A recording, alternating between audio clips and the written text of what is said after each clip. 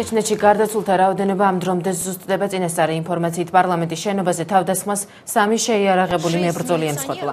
მომხდართან დაკავშირებით პირველი ოფიციალური კომენტარები უკვე გავრცელდა. ჩეჩნეთის რესპუბლიკის მეთაურის რამზან კადიროვის თქმით, ეგრეთ წოდებული ბოევიკების აყვანის ოპერაცია 20 წუთში დასრულდა. შენობაში მყოფ დეპუტატებს და ტექნიკურ პერსონალს კი საფრთხე აღარ ემუქრებათ. სპეცოპერაციაში სპეცდანიშნულების რაზმის 12 თანამშრომელი მონაწილეობდა. კადიროვის ინფორმაციით გარდაცვლილებს შორის არც ერთი დეპუტატი არ არის. რუსული მედია კი იუწყება, რომ დაღუპულია 4 სამართალდამცველი და 4 შეიარაღებული მებრძოლი. ტერაქტის შესახებ უკვე აცნობეს რუსეთის პრეზიდენტს დიმიტრი მედვედევს. ქვეყნის შინაგან საქმეთა მინისტრმა კი ჩეჩნეთის რესპუბლიკის მეთაურთან მოლაპარაკება უკვე დაასრულა და მედიისთვის განცხადებაც გააკეთა.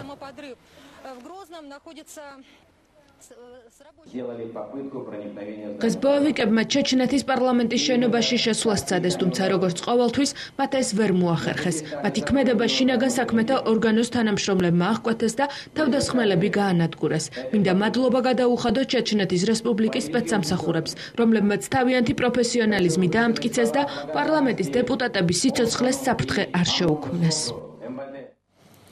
ტერაქტის მიზეზებზე ერთ-ერთი პირველი ჩეჩნური დამოუკიდებელი ისლამური ინტერნეტ სააგენტო კავკას ცენტრი წერს. სააგენტოს ცნობით კადიროვის პარლამენტზე იერიში მოჯაჰედებმა მიიტანეს. მათი ინფორმაციით შაჰიდმა ასაფეთქებელი მოწყობილობა ამოქმედა, რის შემდეგაც 3 მოჯაჰედი შენობაში შევიდა. სააგენტო რუსულ და ადგილობრივ საინფორმაციო საშუალებებს ოკუპანტებად და მარიონეტებად მოიხსენიებს და აცხადებს, რომ ისინი ურთიერთგამომრიცხავ ინფორმაციას ავრცელებენ. სააგენტო ხაზგასმით აღნიშნავს, რომ ეს წმინდა შაჰიდური ოპერაცია იყო და შენობაში გამაგრებას არავინ აპირებდა. სააგენტოს წყაროს ცნობით, ქალაქი ბლოკირებულია, ქუჩებში ჯავშან ტექნიკა პატრულირებს, მოქალაქეებს კი თავისუფალი გადაადგილების საშუალება არ აქვთ. კავკას ცენტრის ინფორმაციით, აფეთქების ხმა თავდაპირველად იპოდრომის დასახლებაში გაისმა და 9 საათს გაგრძელდა. შეტაკების შედეგად დაღუპულთა და დაჭრილთა შესახებ სააგენტოს ინფორმაცია არ აქვს. კავკას ცენტრის საიტზე კი ინტერნეტ გამოცემის მიზანიც არის მითითებული კავკასიის ამბების, კერძოდ ჩეჩნეთში რუსული აგრესიის ფაქტების გაშუქება. პერევიდან რუსის სამხედროების გასვლას საერთაშორისო თანამეგობრობის ძალისხმევას უკავშირებს საქართველოს პრეზიდენტის ადმინისტრაცია. ჟენევის მოლაპარაკებათა მე-13 რაუნდის პირველ კონკრეტულ შედეგზე პრეზიდენტის პრესპიკერმა ტრადიციულ ბრიფინგზე ისაუბრა. და 2008 წლის 12 აგვისტოს შეთანხმების სხვა დანარჩენი ნაწილიც გაიხსენა. პრეზიდენტის ადმინისტრაცია ყურადღებას ამახვილეს იმ ფაქტზე, რომ სარკოზი მედვედევის შეთანხმება ამ დრომდე არ სრულდება და ოფიციალური მოსკოვი დადებულ პირობებს კვლავ არღვევს.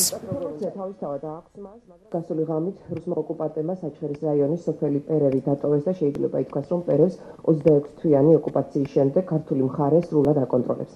საერთაშორისო საზოგადოებამ უკვე გააკეთა შეფასება, რომ ეს არის პირველი ნაბიჯი დეოკუპაციისკენ. ამ ნაბიჯის გადადგმა კი სწორედაც რომ საერთაშორისო თანამეგობრობის ზეწოლის შედეგად მოხდა და ქართული მხარე იმოდენებს, რომ ეს ზეწოლა კვლავ გაგრძელდება. საქართველოს ტერიტორიის 20% ისევ ოკუპირებული რჩება, ისევ შეუსრულებელი რჩება 2008 წლის სარკოზი მედვედევის შეთანხმების ძირითადი და პრინციპული საკითხები, მათ შორის დეოკუპაციის შესახებ.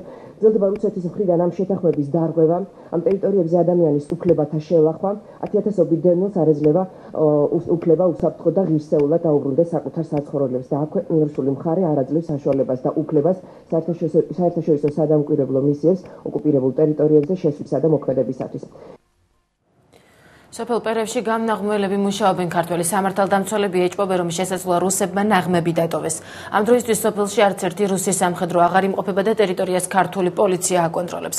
რუსმა მესაზღვრეებმა კი პოსტი გუშინ საღამოს 6 საათზე დატოვეს. ნაწილმა ჯავის რაიონის სოფელ ქერძმუნში გადაინაცვლა. პერევში კი ქართველ პოლიციელებთან ერთად ევროკავშირის სადამკვირვებლო ჯგუფიც მუშაობს. რუსული საგუშაგოების გაუქმება და მათი პერევიდან გასვლა 14 ოქტომბერს ჟენევის მოლაპარაკებების მე-13 რაუნდზე გადაწყდა. ეს ერთადერთი ქართული სოფელია, რომელიც 2008 წლის ოკუპაციის შემდეგ რუსმა სამხედროებმა დატოვეს. დღემდე ოკუპირებული რჩება 2008 წლის ომის შედეგად დაკავებული დიდი და პატარა ლიახვის, ასევე ფრონეს ხეობების ქართული სოფლები და ახალგორის რაიონი. პერევიდან რუსის სამხედროების გასვლასთან დაკავშირებით საქართველოს საგარეო საქმეთა სამინისტრო უკვე ვრცელ კომენტარს აქვეყნებს. სამინისტრო ამ ფაქტს სწორი მიმართულებით გადადგმულ ნაბიჯად აფასებს. ოფიციალურ ვებგვერდზე გამოქვეყნებულ განცხადებაში ნათქვამია, რომ პერევიდან რუსეთის საოკუპაციო ჯარის გაყვანა მხოლოდ მიკროსკოპული ნაბიჯია იმ ვალდებულებების ფონზე, რომლებიც რუსეთმა 2008 წლის 12 აგვისტოს ცეცხლის შეწყვეტის შეთანხმების თანახმად უნდა შეასრულოს. საგარეო უწყებაში მიიჩნევენ, რომ თითოეული სოფლის დეოკუპაცია საქართველოსთვის და ამ სოფლის მოსახლეობისათვის მნიშვნელოვანია, თუმცა ამავე დროს ქართული მხარე რუსეთის ფედერაციას მოუწოდებს პატივისცეს საერთაშორისო სამართლის ნორმებს და პრინციპებს და ბოლომდე შეასრულოს ცეცხლის შეწყვეტის 6-პუნქტიანი შეთანხმება. პერევიდან რუსული ჯარის გასვლას ევროსაბჭო კონფლიქტური ვითარების პოზიტიურ განვითარებად აფასებს. ამავე დროს მხარეებს შემდგომი დიალოგისა და რეგიონში ვითარების ნორმალიზებისკენ მოუწოდებს. ამ დროისთვის სოფელში სიმშვიდეა პერევში ქართულ პოლიციასთან ერთად ევროკავშირის დამკვირვებლებიც იმყოფებიან. That does not say the Treaty of Lausanne. President approved the amendment. Possibly went something like they were trying to land in heavy fog. პერევში რუსული საგუშაგოს გაუქმებას ევროკავშირის მიესალმება. ამის შესახებ საგარეო და უსაფრთხოების პოლიტიკის საკითხებში ევროკავშირის უმაღლესი წარმომადგენლის კეთრინ ეშტონის განცხადებაში აღნიშნული. ამ ფაქტს პოზიტიურ ნაბიჯად განვიხილავთ მოუთმენლად ველი შემდგომ პროგრესს და 2008 წლის 12 აგვისტოს 6-პუნქტიანი შეთანხმების შესრულებას, რომელიც ევროკავშირის შუამავლობით შედგა, აღნიშნულია განცხადებაში.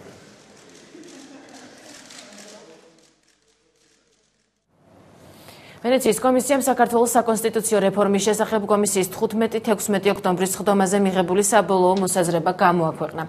დასკვნა 8 ოქტომბერს გამოქვეყნებულ მეორე წინასწარ რეკომენდაციებს შეესაბამება უცხოელი ექსპერტები საკონსტიტუციო რეფორმას წინ გადადგმულ ნაბიჯს უწოდებენ რამდენიმე პუნქტის მიხედვით, თუმცა უცვლელია პოზიცია შენიშვნების კუთხით. კომისია მიიჩნევს, რომ უკეთესი იქნება პარლამენტის უფლებამოსილებების შემდგომი გაძლიერება, დებულებები, მთავრობის ფორმირების და განსაკუთრებით უნდობლობის გამოცხადების შესახებ, ასევე საკითხები, რომლებიც ბიუჯეტთან დაკავშირებით პარლამენტის უფლებამოსილებას ეხება გადაისინჯოს. ნათქვამია ვენეციის კომისიის განცხადებაში. საქართველოს პარლამენტმა კი საკონსტიტუციო ცვლილებებით 15 ოქტომბერს დაამტკიცა. უმრავლესობის განცხადებით ქვეყნის მოწყობის ახალი მოდელი კანონად მას შემდეგ გამოცხადდა, რაც უცხოელი ექსპერტების საბოლოო მოსაზრება გახდა ცნობილი, თუმცა დასკვნა მხოლოდ გუშინ გამოქვეყნდა. კონსტიტუციის უცხოელი ექსპერტების მოსაზრების გათვალისწინებით დამტკიცებაზე დღეს უკვე პრეზიდენტის პრეს-სპიკერი საუბრობდა. შეიძლება ითქვას, რომ ეს გახლავთ ახალი ევროპული ყაიდის კონსტიტუცია, რომელიც ითვალისწინებს ძლიერ პარლამენტს, ძლიერ მთავრობას, რომელიც ხელისუფლების აღმასრულებელ და საკანონმდებლო შტოებს შორის პრეზიდენტის, როგორც არბიტრის მიერ იქნება შესრულებული და დარეგულირებული. მნიშვნელოვანია ის, რომ საქართველოს პარლამენტი დაელოდა ვენეციის კომისიის საბოლოო დასკვნას და დოკუმენტი, რომელიც ჩვენს ხელთ არის, ცალსახად გვაძლევს იმის საშუალებას, რომ ვთქვათ, კომისია მთლიანობაში პოზიტიურად შეაფასა ეს ცვლილებები, რომელიც პარლამენტმა დაამტკიცა. ამერიკის შეერთებული შტატების და რუსეთს შორის საქართველოს საკითხი კვლავ უთანხმოების მიზეზად რჩება. ეს განცხადება შეერთებული შტატების სახელმწიფო მდივნის მოადგილემ ფილიპ გორდონმა ჰოპკინსის სახელობის უნივერსიტეტში სიტყვით გამოსვლისას გააკეთა. გორდონმა თეთრი სახლის სახელით საქართველოსადმი მხარდაჭერა კიდევ ერთხელ გამოხატა და აღნიშნა, რომ შეერთებული შტატები საქართველოს ნატოში გაწევრიანებას კვლავ უჭერს მხარს. ჩვენ მკაფიო პოზიცია გვაქვს და რამდენჯერმე განმეცხადეთ, მათ შორის სახელმწიფო მდივნის თბილისში ვიზიტის დროსაც, რომ მხარს უჭერთ საქართველოს ალიანსში გაწევრიანებას, ასევე ნატო საქართველოს კომისიაში, რათა გაგრძელდეს რეფორმები საქართველოს შეიარაღებულ ძალებში, განაცხადა ფილიპ გორდონმა. ლავროვის უწყება ქართული სოფლიდან რუსის სამხედროების გასვლის შესახებ იმ განცხადებაში საუბრობს, სადაც ჟენევის მოლაპარაკებათა მე-13 რაუნდის შედეგებია შეჯამებული. თუ ქართული მხარე პარალელურად სარკოზი მედვედევის შეთანხმების სრულად დაცვის აუცილებლობაზე საუბრობს, ოფიციალური მოსკოვი ჟენევის მე-13 რაუნდის სხვა საკითხებზე ამახვილებს ყურადღებას. რუსული მხარის ინფორმაციით მოლაპარაკებათა ბოლო რაუნდზე მხარეებმა კონფლიქტური რეგიონების წინააღმდეგ საქართველოს მიერ ძალის გამოუყენებლობის შეთანხმების გაფორმების საკითხიც განიხილეს. თბილისის წარმომადგენელთა რეაქცია ადასტურებს, რომ საქართველოს ხელისუფლება ამ მნიშვნელოვან პრობლემაზე საგნობრივი და კონსტრუქციული დიალოგისთვის მზად არ არის, ნათქვამია განცხადებაში. ამავე დროს საგარეო საქმეთა სამინისტრო მიიჩნევს, რომ სამხრეთ ოსეთის და აფხაზეთის ეგრეთ წოდებულ სახელმწიფო საზღვრებზე ვითარება გაუმჯობესდა და შედარებით სტაბილურია. აქვე აღნიშნულია, რომ ეგრეთ წოდებულ საზღვრებზე ინციდენტების ხასიათით შეიცვალა, აღარ არის სროლა და მსხვერპლი.